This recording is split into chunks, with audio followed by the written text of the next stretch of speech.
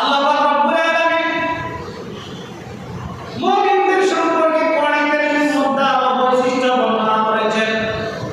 হাদিস শরীফের মধ্যে আল্লাহর হাবিব জনাব রাসূলুল্লাহ সাল্লাল্লাহু আলাইহি ওয়াসাল্লাম ইরশাদ করেছেন, একজন মুমিন যদি মৃত্যুবরণ করে, একজন মুমিন যদি দুনিয়া থেকে চলে যায়, তাহলে আসমান এবং জমিন মুমিনের জন্য কান্না করে সুবহানাল্লাহ। একজন মুমিন যদি দুনিয়া ছেড়ে চলে যায়, তাহলে আসমান এবং জমিন সেই মুমিনের জন্য কান্না করে। কান্না করে আসমান এবং জমিন এই মুমিনের জন্য কান্না করে।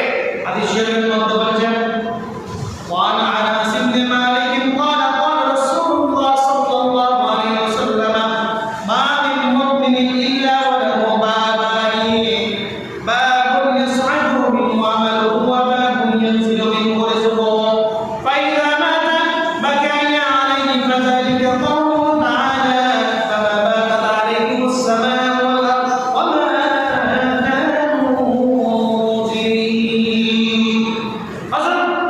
আনাস রাদিয়াল্লাহু তাআলা থেকে এই হাদিসটি বর্ণনা করা হয়েছে।